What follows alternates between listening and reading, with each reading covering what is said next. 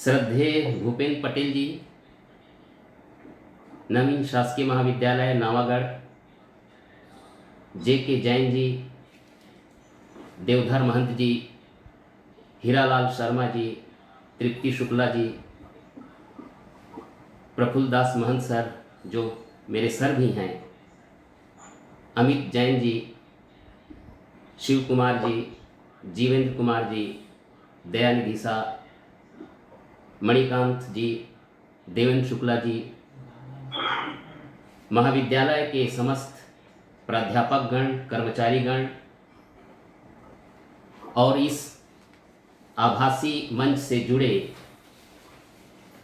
समस्त प्रबुद्धजन,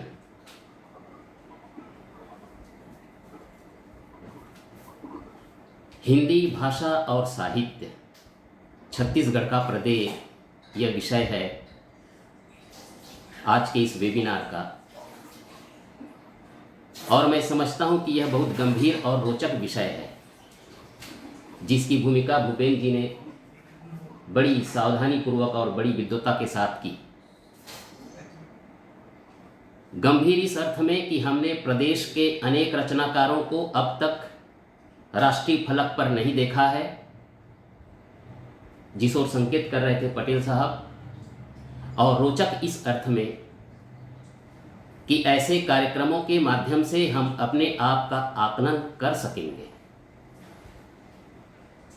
हम कौन थे और हमारी भाषा, साहित्य और संस्कृति के प्रति हमारा क्या योगदान था, हमें ठीक ठीक पता नहीं है। मित्रों, वैसे तो हर क्षेत्र की अपनी संस्कृति, बोली, बानी और सामाजिक आर्थिक व्यवस्थाएं होती हैं, जो उनकी विशिष्ट पहचान होती है। इसलिए प्रारंभिक बात तो मैं यही कहूँगा कि किसी क्षेत्र को पिछड़ा हुआ या अर्ध शिक्षित ना कहा जाए। हाँ, समयानुसार थोड़ा बहुत उसमें यदि उतार चढ़ाव आ जाए, यह बात दूसरी है। मैं बात करना चाहता हूं छत्तीसगढ़ और छत्तीसगढ़ के हिंदी सेवी रचनाकारों के संदर्भ में। अभी हीरालाल जी बहुत सी बातें कह गए हैं, संभव है कुछ बातें रिपीट होंगी, कुछ नई बातें आएंगी, कुछ बातों को आपने पढ़ा होगा, सुना होगा। यह प्रामाणिक बातें हैं कि छत्तीसगढ़ के गर्भ में लाखों वर्ष पूर्व का इतिहास दबा पड़ा है। अक्षय खनिज संपदा से भरा यह क्षेत्र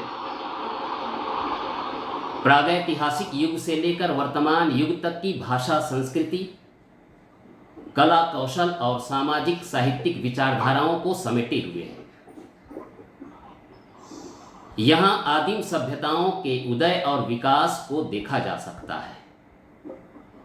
सिंघनपुर, काबरा पहाड़ और विक्रम खोल की गुफाओं के भित्ति चित्र और अभिलेख इस बात के प्रमाण हैं। कोसल, महाकोसल या दक्षिण कोसल कहा जाने वाला यह क्षेत्र समृद्धशाली सभ्यता और संस्कृति के साथ ही मानवीय संवेदनाओं और विरोचित भावनाओं के लिए प्रसिद्ध रहा है। यहाँ बहुत प्राचीन आग्नेय जाति, द्रविड़ और आर्य जातियों का सम्मिलन हुआ था। सांस्कृतिक दृष्टि से देखें तो इस क्षेत्र का संबंध श्री राम के वन गमन से रहा। शबरी के जूठे बेर खाने का प्रसंग, मारीच, सुबाहु और ताड़का वध का प्रसंग इसी क्षेत्र का माना जाता है। आदि कवि वाल्मीकि और कवि कुलगुरु कालिदास की यह कार्यस्थली रही है। कालिदास ने अपने प्रसिद्ध ग्रंथ मेघदूत के पूर्वार्ध की रचना रामगिरी की जोगीमारा गुफा में की थी, और मेघदूत की यह मेघदूत का प्रथम छंद कश्चित कांता विरह गुरुणा स्वाधिकारात् प्रमत्ततः शापेन स्तंग मित महिमा वर्ष भोग्येण भरतु यश्चक्रे जनक तनया स्नान पुण्योदकेषु स्निग्ध छाया तरुषु वसतिम राम गिरियाश्रमेषु। कहा जाता है कि इसी रामगिरी के जोगीमारा गुफा में, जहां पर एक नाट्यशाला है, वहां महाकवि भवभूति के उत्तर रामचरित का मंचन उनके समय में हुआ था। कौशल प्रशस्ति रचनावली में पंडित लोचन प्रसाद ने यहाँ के अनेक संस्कृत कवियों का नामोल्लेख किया है, जिनमें सिरपुर के कौशलेंद्र ययाति राजदे और 5वीं शताब्दी के भास्कर भट्ट, 6वीं शताब्दी के ईशान कवि, 10वीं शताब्दी के अल्हड़, 11वीं शताब्दी के कीर्तिधर, 12वीं शताब्दी के नारायण, देवपाणी, चक्रपाणी और भगवान मिश्र आदि। ये सब के सब प्रमुख हैं। ये संस्कृत के रचनाकार थे। यह प्रदेश बौद्ध, जैन, शैव और वैष्णव मतों के पारस्परिक सद्भाव और सहिष्णुता का परिचायक रहा है,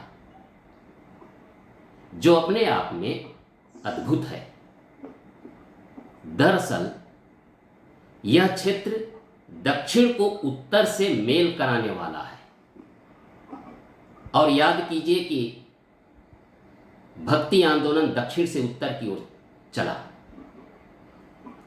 यहां महात्मा बुद्ध आए थे, इसका भी प्रमाण मिलता है। शून्यवाद के प्रवर्तक और महान बौद्ध दार्शनिक नागार्जुन की यह साधना स्थली थी सिरपुर।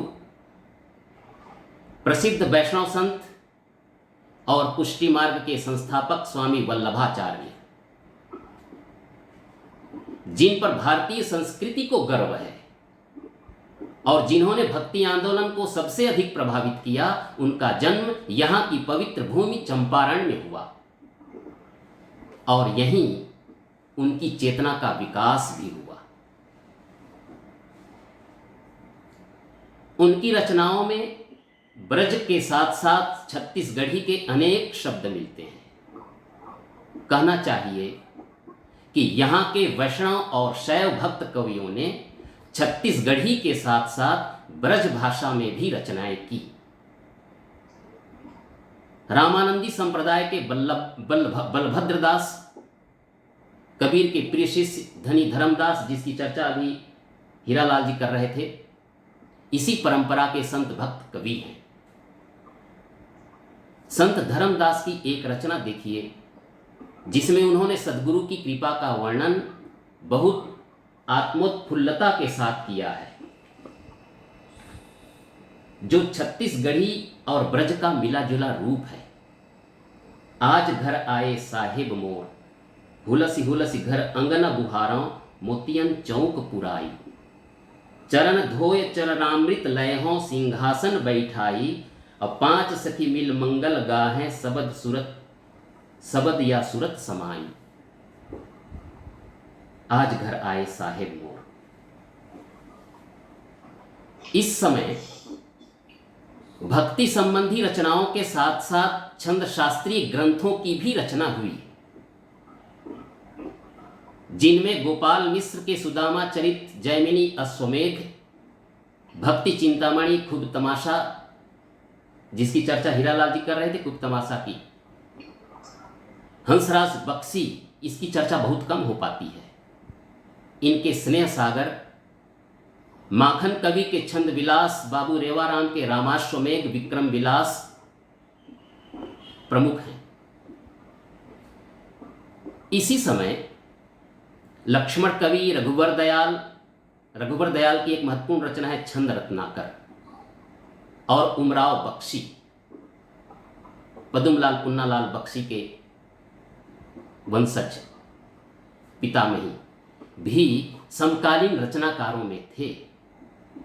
इन रचनाओं में भक्ति की प्रगाढ़ता तो दिखाई देती ही है, उन्होंने जनपदीय भाषा और संस्कृति के उत्थान में भी अपना महत्वपूर्ण योगदान दिया। उल्लेखनीय है कि इनके पूर्व भी, यानी 14वीं-15वीं शताब्दी में अनेक चारण कवि हुए, जिनमें दलराम राव, दलबीर राव, सुंदर राव, आदि विशेष उल्लेखनीय है। कवि दलराम राव ने अपने आश्रयदाता राजा लक्ष्मण निधि राय की प्रशंसा में वीर रस में प्रशंसा की। एक रचना देखिए कि लक्ष्मी निधि राय सुने चित्त दय गढ़ 36 में ना गढ़ैया रही, मर्दूमी रही नहीं मर्दन के, फेर हिम्मत से ना लड़ैया रही। भव भाव भरे सब कांप रहे, भय है नहीं जाए डरैया रही, दलराम भने सरकार सुनो, निप को न ढाल अढ़ैया रही। इसी कड़ी में 16वीं शताब्दी में उनके पुत्र और उनके वंशज दलवीर राव की एक रचना है जो शुद्ध खड़ी बोली में है। गोण न कंटक देख भूप भय खाना नहीं, झाड़ो तलवार और हिम्मत अड़ाना है, कल बल छल और साहस बहादुरी से, शान न घटाना और अकल बढ़ाना है। मारो ललकार दल आगे को बढ़ाते चलो, बान कर पान झाड़ वीरता दिखाना है, भूप घनश्याम राय कवि दलवीर भाख है, हिम्मत को छोड़ना ना कीरत बढ़ाना है। हिम्मत को छोड़ना ना कीरत बढ़ाना है।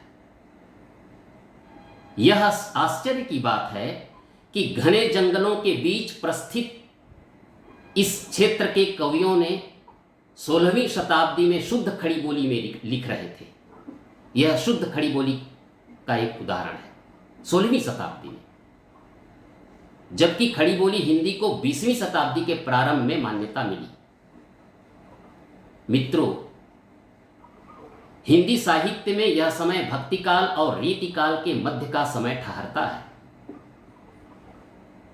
छत्तीसगढ़ के वाल्मीकि कहे जाने वाले गोपाल मिश्र और उनके पुत्र माखन मिश्र इसी संक्रांति काल में रचनारत थे।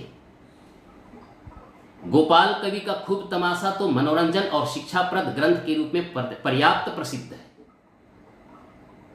छत्तीसगढ़ी और ब्रज दोनों में इनकी कृतियां उपलब्ध हैं।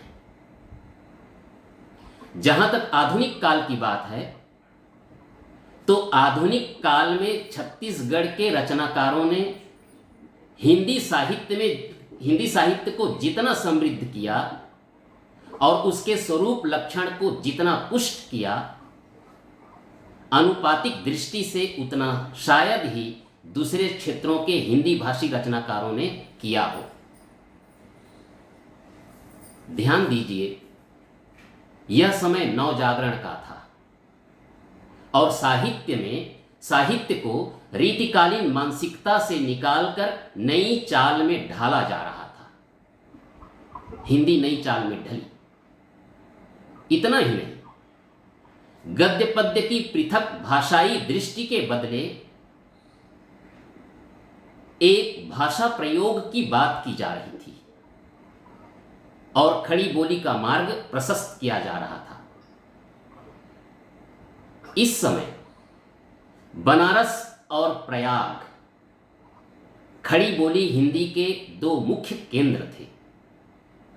ऐसे समय में छत्तीसगढ़ के साहित्यकारों ने काव्य शास्त्र और साहित्य में एक अभिनव प्रयोग करते हुए गंभीर शास्त्रीय सिद्धांत निरूपित कर रहे थे। यह कोई मामूली बात नहीं है। जहां बड़े बड़े पंडित और विद्या के केंद्र के लोग बैठे हों, वहां इस घने जंगल के बीच अभाव और साधन के अभाव के बीच साहित्य की रचना कर रहे थे और गंभीर शास्त्रीय सिद्धांत निरूपित कर रहे थे। कोई प्रकृति को रीतिकालीन श्रृंगारिक उद्दीपन विभाव से मुक्त कर स्वतंत्रता का परिचय दे रहा था, स्वच्छंदता का परिचय दे रहा था, तो कोई रस छंद अलंकार और नायिका भेद लिखकर, दर्जनों किताबें लिखकर पिंगल शास्त्र में एक नया अध्याय जोड़ रहा था। इस दिशा में भारतेंदु युग के प्रगतिशील रचनाकार ठाकुर जगमोहन सिंह, इसकी चर्चा भी अभी हीरालाल जी कर रहे थे, जगन्नाथ प्रसाद भानु विशेष सक्रिय थे। ठाकुर साहब का संबंध सिवरी नारायण से था और राय बहादुर भानु कवि का संबंध बिलासपुर से। छंद प्रभाकर, काव्य प्रभाकर, नायिका भेद रत्नावली, रस रत्नाकर, अलंकार दर्पण, ये सब भानु कवि के प्रसिद्ध ग्रंथ हैं। जैसा कि मैंने कहा कि ठाकुर जगमोहन सिंह की रचनाओं में प्रकृति और कल्पना लालित्य का सुंदर समन्वय है। श्यामा स्वप्न उनकी एक रचना है और उस श्यामा स्वप्न रचना की कुछ पंक्ति हम देख लेते हैं। जल निधि जल गही जलधर धारण धरनी धर धर आए, पटल पयोधर नवल सुहावन इत उत नभ घन छाए। फर फरात चंचल चपला मनु घन अवली दृग राजय, गरजत भूमि भूमि भय बादर धूम धूसरय साजय। बारिद वृंद बीच बिजुरी बली चंचल चारु सुहानी, छिन उघरत छिपि जात छिनक छिन छटा छकित सुखदानी। छत्तीसगढ़ की कृषि संस्कृति के वर्णन के साथ ही इस उपन्यास को पढ़िए, आनंद आएगा। जो उपन्यास भी है और एक रात का 4 बार देखा हुआ स्वप्न भी है। इस उपन्यास में जो 1885 में लिखा गया था, उसमें साल्हो और ददरिया का श्रृंगारिक वर्णन भी है। आश्चर्य लगता है। खड़ी बोली ब्रज और छत्तीसगढ़ी का मिला जुला यह रूप, श्रृंगारिक वर्णन, साल्हो ददरिया। मैं कुछ पंक्ति सुना देता हूं उसकी। आमा डार कोयली सुवा बोले कागा, पर्रा में लाली भाजी छानी माँ आदा। तोर मुटियारी तो मजा में गए राजा। ये लिख रहे हैं ठाकुर जगमोहन सिंह। ठाकुर साहब ने भारतेंदु मंडल की तर्ज पर शिवरी नारायण में जगमोहन मंडल की स्थापना की थी, जिसमें मालिक राम भोगा, हरिराम त्रिपाठी, अनंत राम पांडे प्रमुख थे। इसी कड़ी में सुंदरलाल शर्मा, नरसिंह दास, कपिलनाथ मिश्र, माधवराव सप्रे, लोचन प्रसाद पांडे, मुकुटधर पांडे, केदारनाथ ठाकुर शर्मा, इनकी भी चर्चा बहुत कम होती है। बस्तर भूषण और बसंत विनोद लिखा था इन्होंने 1910 में।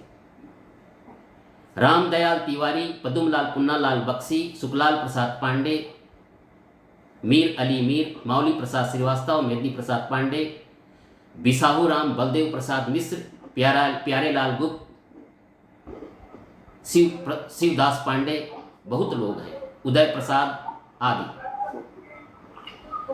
इन्होंने हिंदी साहित्य को समृद्ध करने में जो योगदान दिया वह अविस्मरणीय है। इनमें से अधिकांश रचनाकार द्विवेदी युग में अधिक सक्रिय थे, किंतु इसके बावजूद इनमें से केवल कुछ रचनाकारों के प्रति ही आलोचकों का ध्यान गया और अधिकांश के प्रति न्याय नहीं हो सका। यह कार्यक्रम इसी की पूर्ति की एक कड़ी है, मैं ऐसा मानता हूं। भूपेन पटेल जी भी अभी इसी ओर संकेत कर रहे थे। मित्रों, लोचन प्रसाद पांडे द्विवेदी मंडल के प्रमुख रचनाकारों में थे। वे प्रसिद्ध पुरातत्ववेत्ता और इतिहासकार भी थे। उन्होंने 1910 में हिंदी जगत में पहली बार ब्रजभाषा और खड़ी बोली की रचनाओं का संपादन कविता कुसुम माला नाम से किया था। हिंदी जगत में यह पहली बार हुआ था जो ब्रजभाषा और खड़ी बोली दोनों को मिलाकर कोई संकलन निकले, जिसमें भारतेंदु हरिश्चंद्र से लेकर मुकुटधर पांडे तक की रचनाएं संकलित हैं। विदित हो कि इसी संग्रह में उन्होंने गीति काव्य शब्द का नामकरण पहली बार किया। गीति काव्य शब्द लोचन प्रसाद पांडे ने इसी संकलन में पहली बार किया था और उसके स्वरूप लक्षण को स्पष्ट किया। इस नवजागरण काल में गद्य और पद्य की भाषा एक हो, यह नारा बुलंद किया जा रहा था। इस संबंध में एक सार्थक प्रयास श्री अयोध्या प्रसाद खत्री, पटना से, अयोध्या प्रसाद खत्री द्वारा सन 1887 में खड़ी बोली का पद्य नाम से चुनी हुई रचनाओं का एक संकलन निकालकर किया गया था। खत्री जी चाहते थे कि गद्य की गद्दी पर पद्य की पदवी पहुंचे, गद्य की गद्दी पर पद्य की पदवी पहुंचे। और बड़े जद्दोजहद के बाद सन 1903 में खड़ी बोली हिंदी को मान्यता मिली।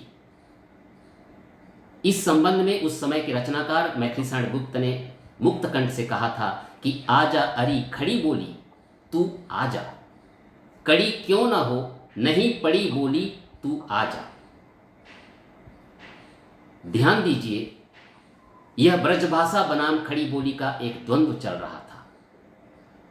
और यह भी गौरतलब है कि इस समय खड़ी बोली की दो शैली विशेष रूप से चल रही थी। एक मुंशी शैली, जिसको हिंदुस्तानी शैली कह रहे हैं, और दूसरी संस्कृत शैली के पक्ष में अनेक वाद विवाद हो रहे थे। खड़ी बोली के इस मुंशी शैली, या जिसको हम हिंदुस्तानी शैली कह रहे हैं, खत्री जी इसके प्रबल पक्षधर थे। और द्विवेदी जी, महावीर प्रसाद द्विवेदी, ये संस्कृत वृत्तों के,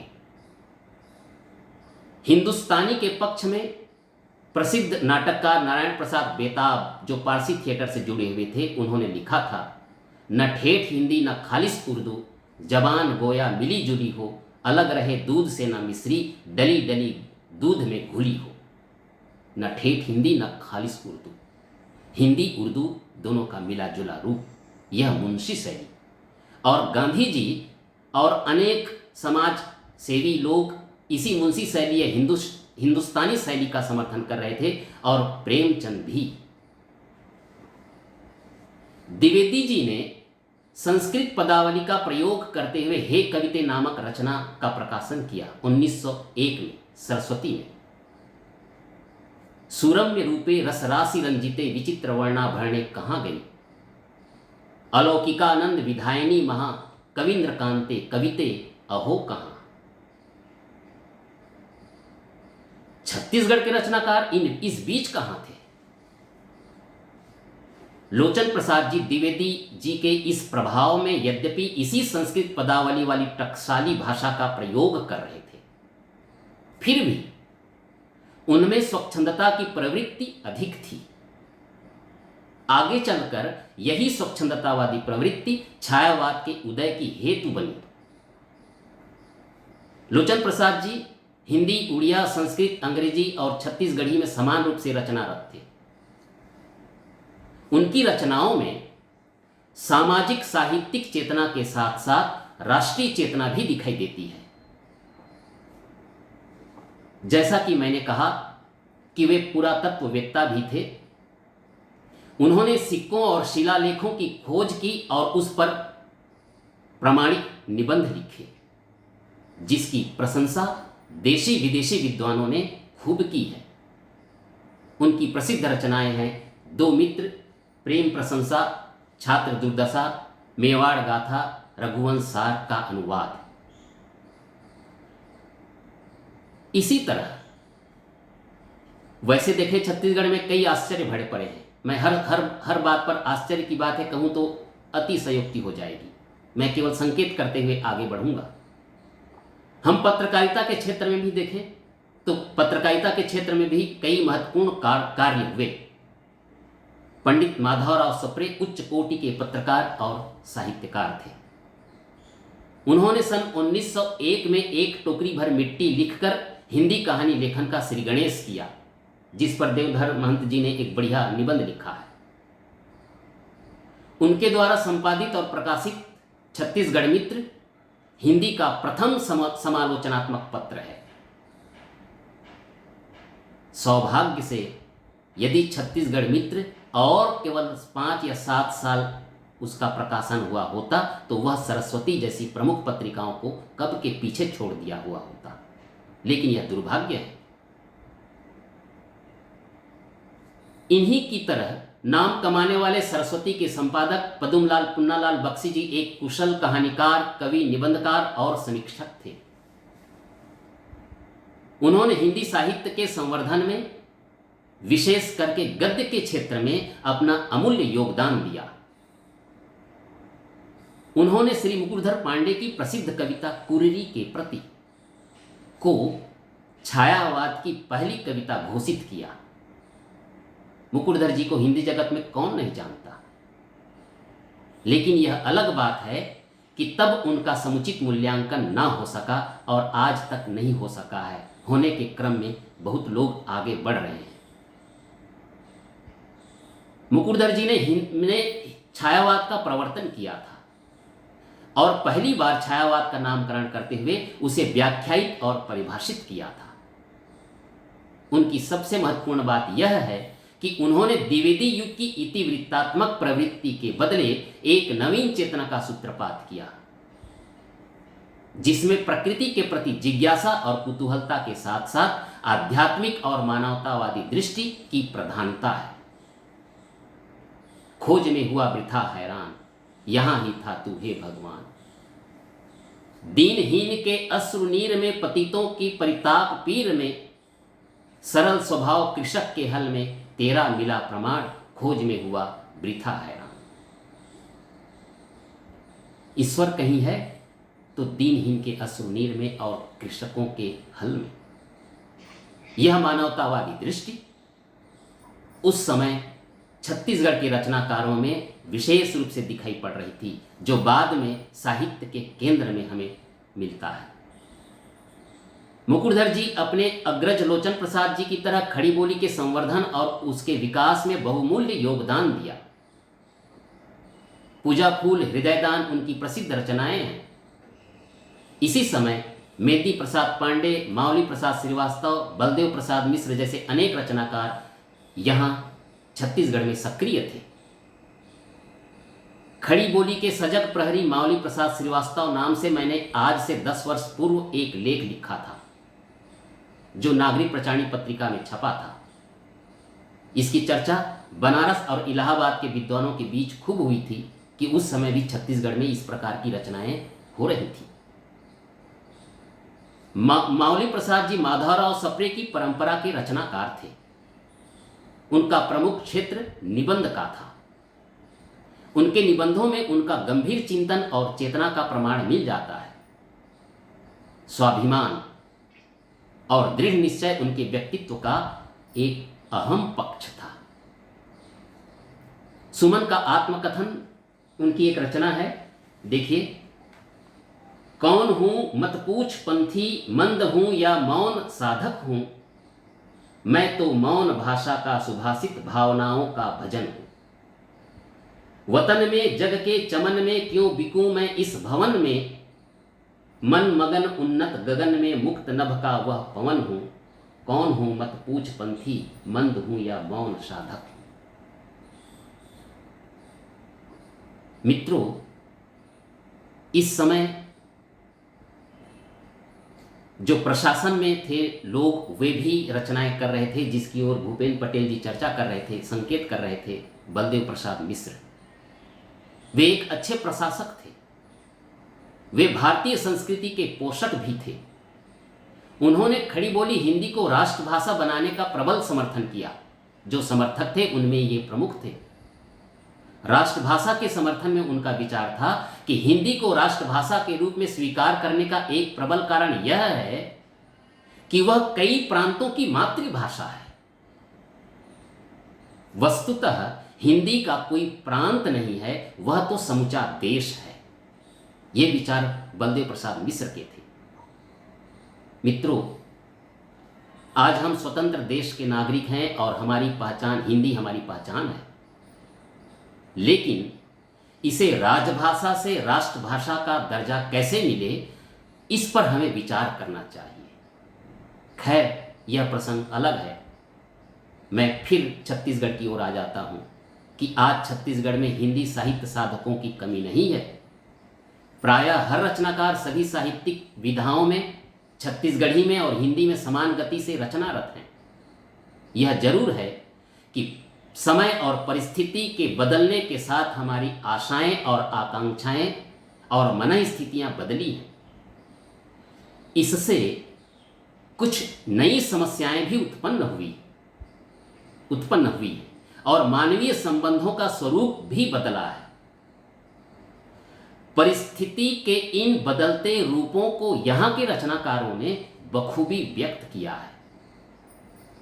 मुक्तिबोध, यदि हम उनको छत्तीसगढ़ के रचनाकार मान लें, क्योंकि उनकी रचना धर्मिता का सारा दारोमदार यही छत्तीसगढ़ में है, राजनांदगांव में। श्रीकांत वर्मा, प्रमोद वर्मा, गुलशेर अहमद खां सानी, नारायण लाल परमार, सरयू प्रसाद त्रिपाठी, विद्याभूषण मिश्र, धनंजय वर्मा, विष्णु खरे, बद्री विशाल परमानंद, नरदेव वर्मा, पुत्तीलाल शुक्ल, ये सारे बहुत लंबे नाम हैं। इनके साथ साथ विनोद कुमार शुक्ल, चितरंजन कर, राजेंद्र मिश्र, विनय कुमार पाठक, नंदकिशोर तिवारी, रामेश्वर वैष्णव, बिहारी लाल साहू, बलदेव साव और महिला रचनाकार भी हैं सत्यभामा आडिल, निरुपमा शर्मा, शकुंतला तरार, अनुसुईया अग्रवाल आदि अनेक रचनाकार हैं जिन्होंने कविता, उपन्यास, कहानी, निबंध और आलोचना के क्षेत्र में पर्याप्त प्रसिद्धि हासिल की है। इनकी रचनाओं में शोषण, अन्याय और अत्याचार के विरुद्ध विद्रोह के साथ साथ प्रगतिशीलता की प्रवृत्ति दिखाई देती है। छत्तीसगढ़िया सबले बढ़िया की सार्थकता इसी में है कि हम छत्तीसगढ़ी के साथ साथ हिंदी साहित्य को अपनाए रहें और नए नए साहित्य रूपों जैसे हाइकू में क्षणिका, मुक्तक का भी प्रयोग करते रहें।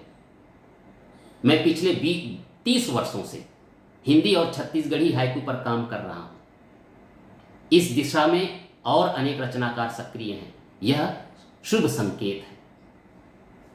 मैं अंतिम बात कहते हुए अपनी वाणी को विराम दूंगा कि प्रसन्नता की बात है कि यहाँ के पत्रकार, नाटककार और रंगकर्मियों ने भी देश विदेश में अपनी पहचान बनाई है। हबीब तनवीर, शंकर शेष, सत्यदेव दुबे, जयंत शंकर देशमुख, मीरा चौधरी प्रमुख रंगकर्मी हैं। पत्रकारों में भगवान दीन सिरोठिया, और मुझे लगता है, जहाँ तक मेरी जानकारी है, कि इन्होंने सन 1889 में प्रजा हितैषी का संपादन किया राजनांदगांव से, और यह छत्तीसगढ़ का पहला पत्र है। 1889 भारतेंदु युग, शायद यह छत्तीसगढ़ से प्रकाशित होने वाली पहली पत्रिका है। बाद में रघुवर प्रसाद द्विवेदी ने कान्यकुब्ज नायक नाम से एक पत्रिका का संपादन किया। कुलदीप सहाय ने 1930 में विकास का, केशव प्रसाद वर्मा और स्वराज प्रसाद त्रिवेदी ने अग्रदूत का, घनश्याम प्रसाद ने नवज्योति का संपादन किया। और इस क्षेत्र में, पत्रकारिता के क्षेत्र में, चंदूलाल चंद्राकर, खूबचंद बघेल, श्यामलाल चतुर्वेदी, रमेश नैयर जैसे अनेक नाम हैं जिन्होंने इस क्षेत्र को महत्वपूर्ण योगदान दिया। इस क्षेत्र में आज गर्व होता है कि पिछड़ा माने जाने वाला यह प्रांत साहित्य और संस्कृति की दुनिया में बहुत आगे रहा है। इस कार्यक्रम के सूत्रधार प्रोफेसर भूपेन पटेल जी को और तृप्ति शुक्ला जी को मैं विशेष रूप से धन्यवाद देना चाहता हूं कि उन्होंने हमें इस विषय के बहाने अपनी अस्मिता को, संस्कृति को और साहित्य को और साहित्यकारों को जानने समझने का एक अवसर दिया। और आप सभी को भी धन्यवाद।